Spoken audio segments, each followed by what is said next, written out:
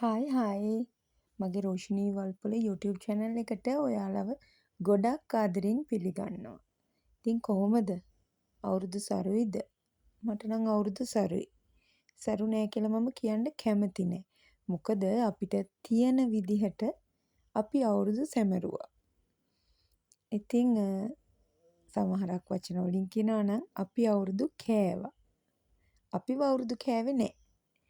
ඉතින් මං අද ඔයාලට අරගෙන ආවේ අපේ ගෙදර අවුරුදු දවසේ සහ අවුරුද්දට කලින් අපි අවුරුද්දට ලෑස්ති වුණේ කොහොමද කියලා පෙන්වන්නයි. බලමුද ඉතින්? ඔන්න මේ වැඩේ නම් පටන් ගත්තේ අප්‍රේල් 8 වෙනිදා. ඉතින් මහත්තයා තමා මට ඔක්කොම තනකොළ ටික කපලා දෙන්නේ. මම ඉතින් ඔක්කොම අතු ගාලා අස් කරලා ලස්සනට පිළිවෙලට වැඩේ කරනවා. ඔය අතරේ ලොකු වැහිකලුවක් තියාගෙන ආවනේ. බොහොම බයෙන් තමයි ඔය වැඩේ කෙරුවේ. මොකද වැස්සොත් එහෙම මට තනකොළ ටික අතු ගා ගන්න බැරුව යනවා. ඔය තියෙන්නේ හස්බන්ඩ්ගේ අම්මගේ මල් වගාව. එයා මල් වලට හරි ආසයි. ඉතින් එයාට එකම තැනක මම කිව්වා මල් ටික තියලා ලස්සනට එයාට ඕන විදියට හදාගන්න කියලා. මොකද තනකොළ කපද්දී පෝච්චි තැනින් තැන තිබ්බහම ගොඩක් මහන්සි එහාටයි මෙහාටයි අස් කරනේ තනකොළ ටික කපන්න ඕන. එතකොට හරි මහන්සි. මොකද ලොකු ප්‍රමාණයක් තියෙනවා මගේ ගේ වටේ තනකොළ කපන්න. ඉතින් ඔය මම දැන් තනකොළ අස් කරන ගමන් තමයි ඉන්නේ. බොහොම බයෙන් තමයි ඔය වැඩේ කරන්නේ. මොකද දැන් වහි කිය. ඔයාලට වටේ පේනවනේ අහස නිකන් අඳුරු වෙලා වගේ තමයි තියෙන්නේ. අවුරුදු වෙනවම කියලා නෙමෙයි. මම සාමාන්‍යයෙන් මාසෙට දවසක් අනිවාර්යෙන්ම අපේ තනකොළ ටික කපනවා. බලන්නකෝ. ලස්සනයි නේ. අපි මේ වැඩේ ඉවර කරලා එදා දවසේ පහුවෙනිදා. ඒ කියන්නේ 9 වෙනිදා අපි ගියා මේ shopping. ඉතින් අපි ගිහිල්ලා නැවතුනේ ලස්සන මල් පිරිච්ච තැනක. මොකද මට ගෙදර මල් වාස් දෙකක් හදාගන්න ඕන කරලා තිබුණා. ඉතින් අපි දෙන්න මෙතන චුට්ටක් නැවතිලා මල් ටිකක් බල තමා හිටියේ. හැබැයි මෙතන මල් ටිකක් ගණන්. අපි හිතුවට වඩා ගණන්. මොකද අපි වැඩ කරන්න ඕන අපේ බජට් එක හැටියටනේ. ඒ වගේම තමයි මෙතන හරිය ලස්සන ගෙදරට අවශ්‍ය කරන හැම දෙයක්ම වගේම ගෙදර ලස්සන කරන්න ඕන කරන හැම දෙයක්ම තිබුණා. හරිම ලස්සනයි. ඒත් ඉතින් මෙතන අපිට අවශ්‍ය කරන රෙදි නම් තිබුණේ නැහැ. මේකේ එක ෆ්ලෝ එකක තමයි රෙදි තිබුණේ. ඒ කියන්නේ ගැහණු පිරිමි කියලා වෙනම තිබුණේ නැහැ. එකම ෆ්ලෝ එකේ තමයි රෙදි තිබුණේ. ඉතින් අපිට එතන හරි ගියේ නැති නිසා අපි වෙන තැනකට ගියා.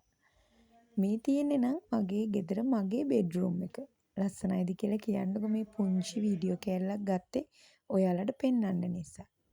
ඔය තියෙන්නේ මං මාස එකමාරක් විතර මහන්සියෙන් පේන්ට් කරලා ලස්සන කරපු මගේ ගෙදර අවසානයේ තමයි මේ පෙන්වන්නේ. බලලා කියන්නකො ලස්සනයිද කියලා. මගේ මහන්සිය මට ඉතින් කොහෙන් ගියාද කියලා නෑ මේ දේ මේ විදිහට දකිද්දි. මොකද මං ආසම කරන දේ මගේ ගේ ලස්සනට තියාගන්න.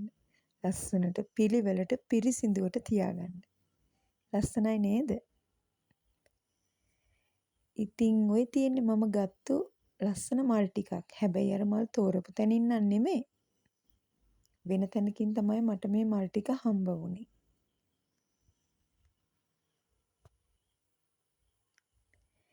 ඉතින් ඔය සිංහල අලුත් අවුරුදු දවසේ හවස අපේ ගෙදර තිබුණා පුංචි අවුරුදු උත්සවයක්. මේක හැම අවුරුද්දකම මම සංවිධානය කරන අවුරුදු උත්සවේ.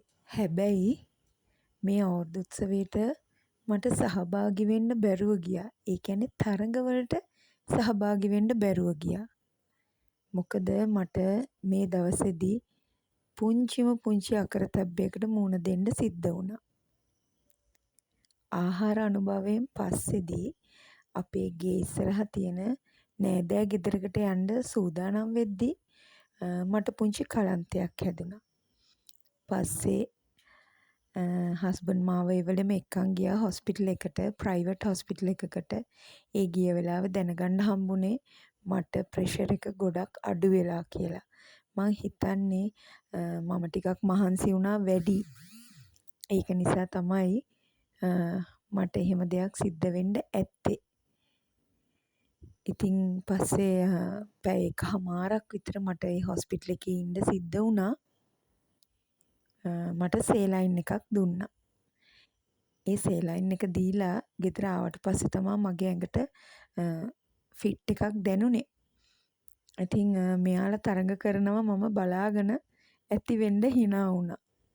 අයියෝ බලන්නකො බිම නිදාගෙනත් බනිස් කනවා. පුදුම සතුටක් හිතුනේ. ඉතින් ඔන්න දෙන්නෙක් නම් දුවලා ගියා. හැබැයි අනිත් අය තාම ඉඳගෙන බනිස් කනවා. මෙයාලට කොච්චර නැගිටින්න කියලා කිව්වත් මෙයාලා කවුරුත් නැගිට්ටේ නෑ. මොකද මේ බනිස කාලම ඉවර කරන්න ඕන කිව්වා. එයාලා දවල් 12යි 6න් පස්සේ මුකුත් කාලා නැහැලු. ඒක නිසාමලු මේ බනිස් කන තරගෙට ආවේ. ඉතින් ඔන්න ඊට පස්සේ ඔයාලා මේ දකින්නේ ඔයාලයි මමයි ආසම කරන තරගයක්. සමහරක් අය මේකට කියනවා බඹර ගමන කියලා. සමහරක් අය මේකට කියන්නේ පැණි බඹරි කියලා.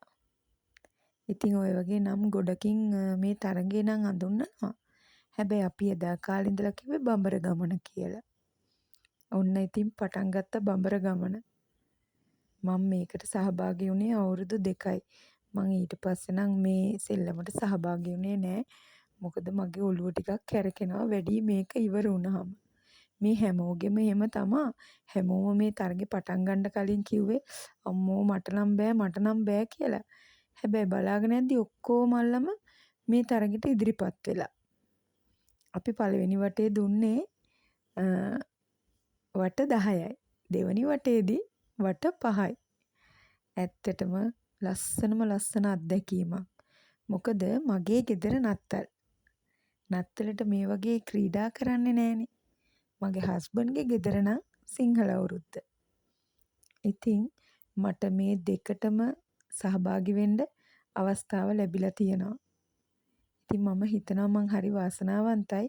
මොකද මට මේ නත්තල සිංහල අලුත් අවුරුද්ද කියන දෙකේම තියෙන හැම දෙයකටම සහභාගී වෙන්න මට අවස්ථාව දැන් ලැබිලා තියෙනවා. ඉතින් මම හරි වාසනාවන්ත කෙනෙක් කියලා තමයි මට දැනෙන්නේ. දැන් ඉතින් ඔයාලා චුට්ටක් වෙලා මෙයාලා දිහා බලාගෙන ඉන්නකෝ. ඔයාලට මෙයාලා දිහා බලද්දිත් කැරකෙනවා වගේ දැනේ. ඔය කෙරවලේ ඉන්නේ මගේ හස්බන්ඩ්ගේ අයියා. එයා හැම අවුරුද්දකම මේ තරගෙට සහභාගී වෙලා එයාලගේ කණ්ඩායම තමයි දිනන්නේ. ඉතින් මේ බඹර ගමන සෙල්ලමත් එක්කම මම යන්නයි යන්නේ. ඔයාලට ආය අලුත් ලස්සන වීඩියෝ එකක් අරගෙන මම ඉක්මනට එන්නම්කෝ. මෙයා නම් කැරකෙන්නේ බඹරේ වගේම තමා. බලන්නකෝ ඒ ස්පීඩ් එක. හයියෝ. කොයි වෙලේ කොහෙට යයිද කියලා හිතා ගන්න බෑ. හැමෝම කක්කුට්ට වගේ තමයි ඇවිදින්නේ. එක්කෙනෙක්වත් කෙලින් යන්නේ නෑනේ. එහෙනම් මං ගිහිල්ලා එන්නම්. ඔයාලා හැමෝටම සුබ අලුත් අවුරුද්දක් වේවා කියලා ප්‍රාර්ථනා කරනවා.